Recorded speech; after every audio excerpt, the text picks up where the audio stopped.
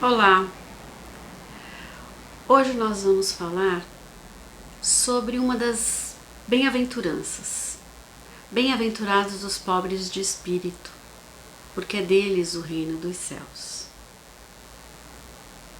E depois de muito tempo, a gente percebe, falando errado, né? A gente percebe que pobre de espírito tem um sentido diferente daquele que Jesus quis dizer. Quando a gente fala pobre de espírito, hoje em dia, né, a gente fala, aquele ali é um pobre de espírito. A gente está dizendo uma forma totalmente errada daquela que Jesus quis dizer. E eu vou fazer você entender por quê. Antes, a gente vai pedir a proteção dos nossos espíritos protetores, do nosso Mestre Jesus, do nosso Pai Maior, que abençoe o nosso lar, a nossa casa, o nosso instituto. Obrigada, Mestre Jesus, obrigada, Pai Maior, por todas as oportunidades que nos dá diariamente de evolução. Obrigada por essa encarnação. Obrigada por tudo que a gente passa, de bom e de não tão bom assim. Porque é através de tudo isso que nos acontece diariamente que temos a oportunidade de repensar, de fazer uma reforma, de aproveitar tudo isso para a nossa evolução. Que a gente possa aprender, que a gente possa evoluir e que a gente possa chegar até Ti, Pai. Continue nos abençoando, continue nos protegendo os nossos familiares e o nosso planeta. Que assim seja. Obrigada, Mestre Jesus. As bem-aventuranças estão relatadas no Novo Evangelho, no Novo Testamento, no Evangelho de Mateus. E é justamente depois que Jesus percorre toda a Galileia, ensinando nas sinagogas, pregando o Evangelho dele, operando as curas, os milagres, se tornando famoso, né, nas terras da Síria, da Galileia, Jerusalém, a Judéia, o Jordão, que as pessoas começam a segui-lo, uma multidão de pessoas começam a segui-lo. E ele já havia presenciado muita dor, muita injustiça, né? Mas ele falava com muita coerência, ele tinha muita paz no coração, né? Aquele homem que falava com tanta precisão e com tanto entendimento, mesmo através das parábolas, mas era uma pessoa que falava com tanto discernimento, tinha um porquê segui-lo, né? E as pessoas começaram a segui-lo, porque não havia mais o porquê de permanecer com aquela pobreza e com aquela com a falta de motivo de estar ali naquele lugar onde eles viviam. Era muito mais coerente seguir aquele homem que tinha tanto amor no coração. E as pessoas começaram a segui-lo. E é quando ele chega no monte, né? E pronuncia o tão famoso Sermão da Montanha. Né? E por que eu estou falando isso tudo? Porque as bem-aventuranças, elas são ditas por Jesus no Sermão da Montanha. É ali onde ele começa a dizer o sermão dele para aquelas pessoas que o seguiram, né? Que ele fala sobre as bem-aventuranças.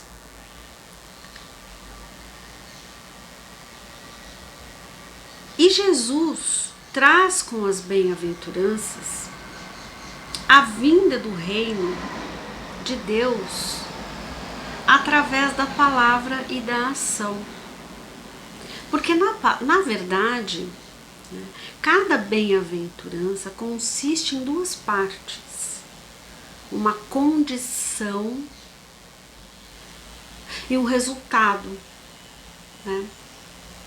Bem-aventurado o pobre de espírito, né? Uma condição, porque ele terá o reino do céu. Então, se ele for assim, ele vai ter, né? Bem-aventurado o manso, porque ele terá a compensação. Bem-aventurado que ele vai ter. Então, assim, sempre a bem-aventurança, ela é contida de uma condição, ela consiste em uma condição e uma ação.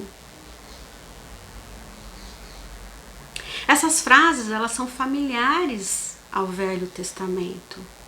No Velho Testamento, já se ouvia a respeito do bem-aventurado, né? Já se ouve falar sobre o bem-aventurado. Porém, não dessa forma que Jesus traz. Mas no sermão de Jesus, ele eleva isso a uma condição de um novo ensinamento. Ele foca no amor, ele foca na humildade, ele foca na espiritualidade e na compaixão. Quando ele fala, bem-aventurado o pobre de espírito, porque é dele o reino do céu. Ou seja, ele já apresenta um lado espiritualista, ele já apresenta um mundo espiritual, o reino do Pai, né? Jesus promete também, com a bem-aventurança, um mundo espiritual, uma continuação. Nos convida a seguir os seus ensinamentos em busca de atingirmos a plenitude e a felicidade junto ao nosso Pai Maior. As bem-aventuranças, a gente sabe bem, né, que não finda aí, né, no pobre de espírito que vai ter o reino do céu. A gente sabe que bem-aventurados são os que choram, porque eles serão consolados. Bem-aventurados são os mansos, porque eles herdarão a terra. Bem-aventurados os que têm sede de justiça, porque eles serão fartos. Bem-aventurados são os misericordiosos, porque eles alcançarão a misericórdia. Bem-aventurados são os puros de coração, porque eles verão a Deus. Bem-aventurados são os pacificadores, porque serão chamados filhos de Deus. E bem-aventurados são aqueles que sofrem perseguição por causa da justiça, porque deles é o reino dos céus.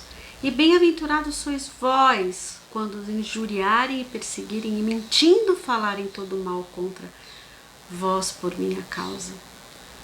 Então, ele até bem-aventura aquele que, por causa dele, né, em defesa dele, forem injuriados, né?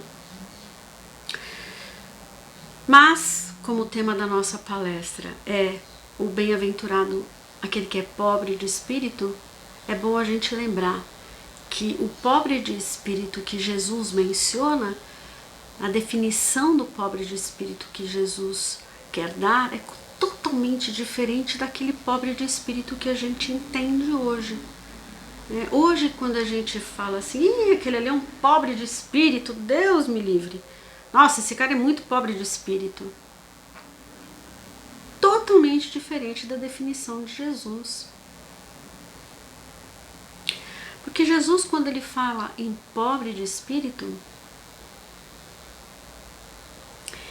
ele quer dizer, né, e o nosso evangelho, o evangelho de Kardec, ele já começa com essa pergunta, né? Ele já começa assim: o que se deve entender por pobre de espírito?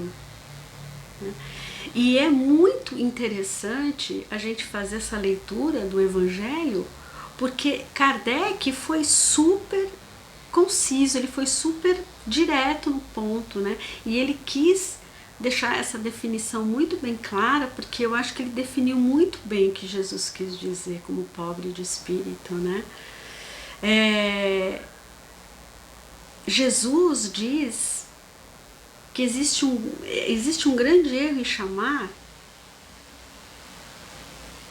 o pobre de espírito como pobre de espírito, porque, olha, Kardec se empenha muito em esclarecer esse ponto, pois imagina o homem se questionando o tempo todo: será que eu teria o direito ao reino do céu?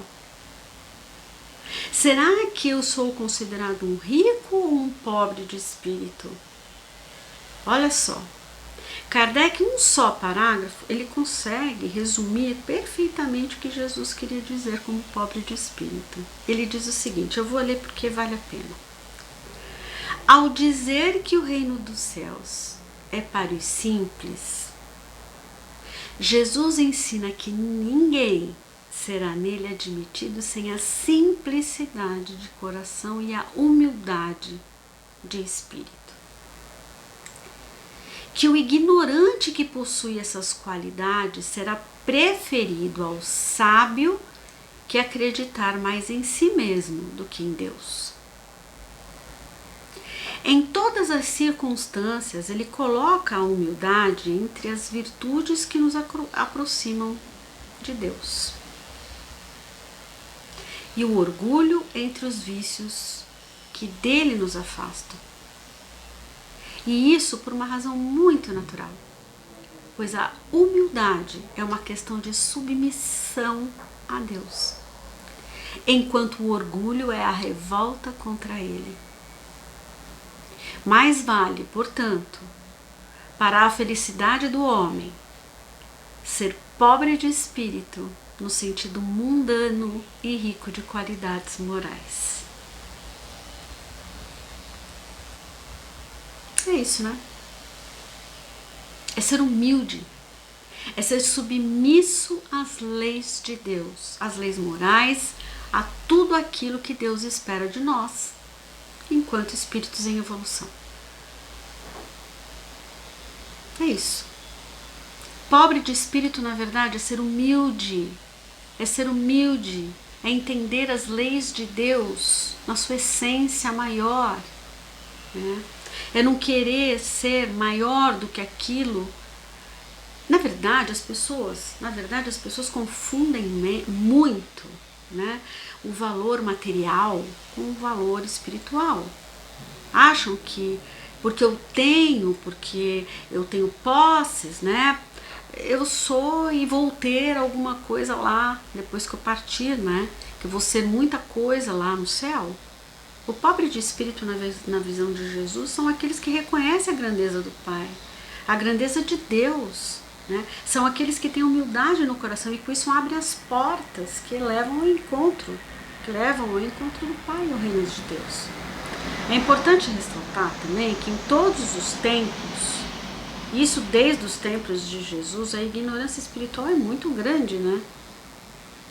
O homem é e foi muito ignorante com as questões do céu.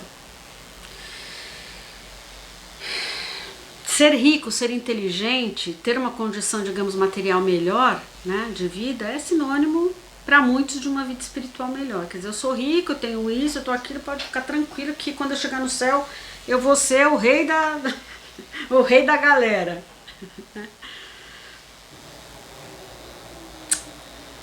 Ai, como essas pessoas estão enganadas, não é verdade? Porque a gente sabe que não é bem assim. E a gente sabe muito bem que, na verdade, essa condição material não compra lugar no céu, né? Nunca comprou e nunca vai elevar a nossa condição moral. Muito pelo contrário. Aquilo que assimilamos durante a nossa jornada espiritual, o que aprendemos e o que conseguimos resgatar, isso sim, toda essa nossa carga moral, se é possível, como Jesus pediu tanto, né, que a gente assimilasse, que a gente, né, adquirisse, né, com humildade, isso sim vai valer a pena, isso sim vai pesar. Sem orgulho, sem ostentação, porque ninguém é melhor do que ninguém. Somos todos filhos do mesmo Pai. Eu gosto sempre de dizer nas minhas palestras que somos uma grande família espiritual. Temos um Pai misericordioso que olha por todos nós, independente de cor, de raça, de credo. Somos todos uma família, grande família espiritual. Hoje nós estamos aqui encarnados, né, dentro de uma família XYZ, mas quando a gente desencarnar, quando a gente voltar para o nosso plano espiritual, faremos parte de uma grande família espiritual. Não somos melhor do que ninguém. Estamos aqui, nesse mesmo nível, nesse mesmo planeta, e estamos passando pelo mesmo nível de reencarnação. Ah, tá bom, um pode estar um pouquinho mais adiantado que o outro? Ah, pode até ser. Mas vamos encarar tudo isso com muita humildade, né? Com muito amor no coração. Porque ninguém é melhor do que ninguém. Somos espíritos em evolução. E estamos evoluindo para chegar até o nosso Pai Maior. E não existe a possibilidade nenhuma de ficar ninguém para trás. Né? Pode ser que um leve um pouco mais de tempo que o outro, mas todos vamos chegar no mesmo lugar. Pelo amor, pela humildade, pela moral elevada. Nunca pelo empoderamento material, político, hierárquico criado aqui na Terra, enquanto encarnados. Né? O orgulho e o egoísmo são grandes doenças do mundo, assim como o poder, a riqueza.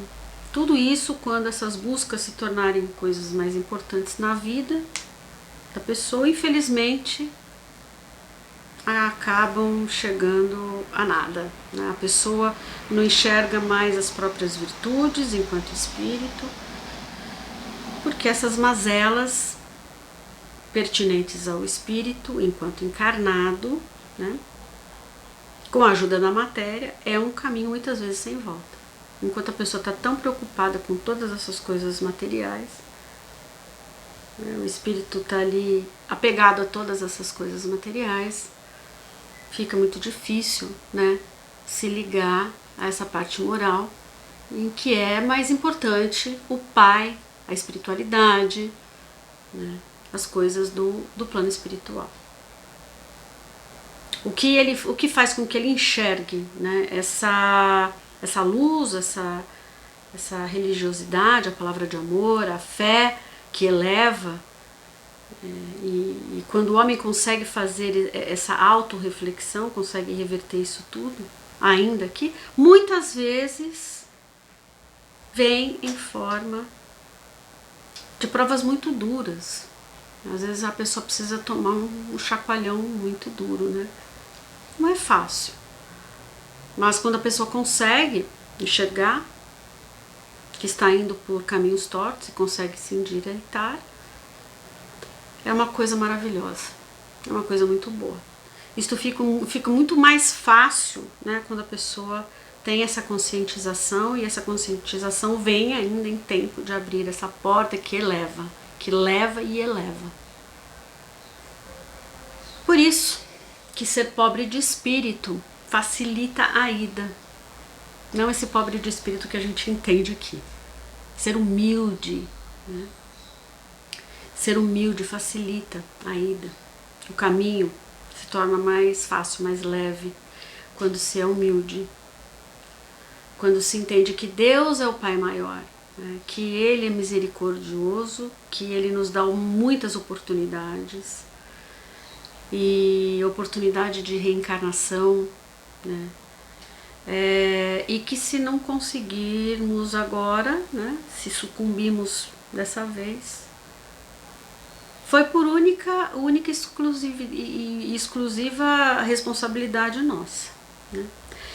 Honremos essa oportunidade que a gente teve, né? Estudemos muito para que a gente possa elevar essa nossa moral, a fim de que a nossa humildade cresça com a mesma proporção. Eu espero que haja tempo de reparar, que haja tempo de repensar as nossas atitudes e que a gente consiga entender o Evangelho de Jesus. Jesus já tinha dito tudo. Jesus deixou tudo. Através das parábolas, das bem-aventuranças, ele deixou toda a mensagem dele. Tá ali, certinho, é só a gente decifrar. Continuando no Evangelho de Mateus, no capítulo 11, versículo 29, Jesus fala assim, ó, tomai sobre vós o meu jugo e aprendei de mim, que sou manso e humilde de coração. E encontrareis descanso para as vossas almas. É isso aí. Você consegue enxergar um mundo de pessoas humildes? Como é que seria esse mundo? Seria bem melhor, né? Se a gente conseguisse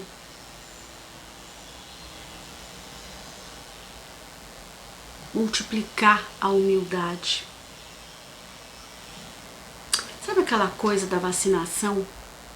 Ultimamente tem se falado muito em vacinação, né?